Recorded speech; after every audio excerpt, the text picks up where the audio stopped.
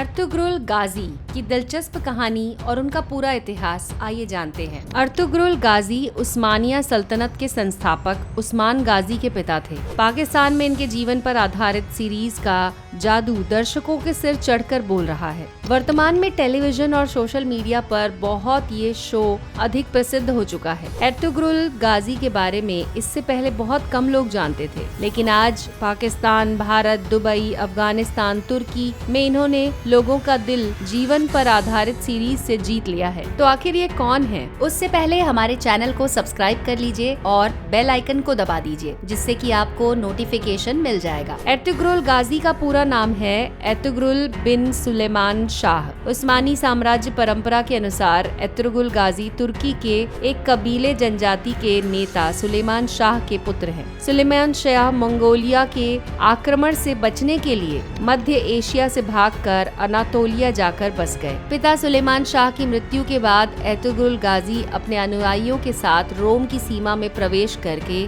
Byzantine साम्राज्य के साथ सीमा पर सोगुट शहर पर उन्हें अधिकार प्राप्त हुआ। अर्तुगरुल गाजी को इस्लाम के लिए बहुत अच्छे कार्य करने के लिए जाना जाता है। रोम की सीमा में प्रवेश करने के बाद उनका सीधा मुकाबला रोम की सल्तनत के साथ हुआ। ये मुकाबला सोजत नामक शहर में लड़ा गया था। इस युद्ध में फतह हासिल करने के बाद उन्होंने अपने पुत्र के दम पर सल्तनते उस्मानिया की बुनियाद रखी, जिसे विश्व की मजबूत सल्तनतों में से एक कहा जाता है। विवाह की बात करें तो अर्तुगरुल गाजी का विवाह सेल्जुक सल्तनत की शहजादी हलीमा सुल्तान के साथ हुआ था। कई लोग हलीमा सुल्तान के बारे में जानना चाहते हैं, तो आपकी जानकारी के लिए बता दें, ये तुर्की की रहने वाली थी। और अब बात करते हैं कि अर्तुगरुल गाजी का मकबरा कहाँ है। मृत्यु के बाद सोजत शहर में ही उन्हें दफनाया गया था। उनके पुत्र उस्मान प्रथम ने सोजत से ही अर्तुगरुल गाजी के नाम पर एक बहुत ही सुंदर मस्जिद और मकबरे का निर्माण करवाया। लेकिन जैसे जैसे समय बीतता गया, इस मकबरे में दरारें आती गयी, जिसका कई बार पुनः निर्माण भी करवाया गया।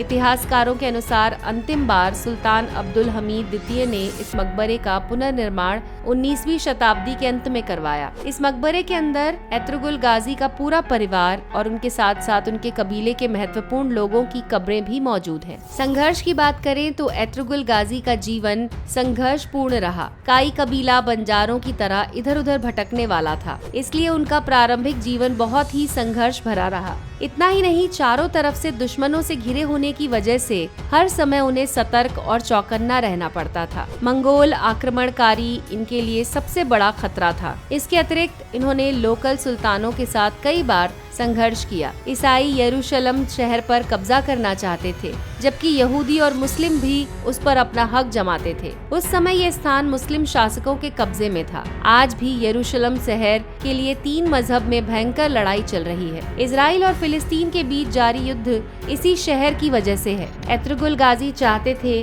कि उनके कबीले में एक निश्चित स्थान पर उन्हें वो जगह मिल जाए, वहाँ पर शांति के साथ जीवन यापन किया जा सके। इसी चाहत में उन्होंने कई संघर्ष किए और महत्वपूर्ण लोगों की कुर्बानियां तक दे दी। शेख इब्रे अरबी उनके बहुत बड़े मददगार थे, साथ ही उन्होंने उनका मार्गदर्शन भी किया। शेख इब्रे अरबी ने एक ऐसी संदूक अर्तुगरुल गाजी को प्रदान की जिसमें एक चमत्कारी कमीज थी। इस कमीज को पहनकर जो भी युद्ध मैदान में जाता, वो निश्चित तौर पर फतह करके लौटता। 1299 ईस्वी में सल्तनते उस्मानिया नामक सल्तनत की स्थापना हुई।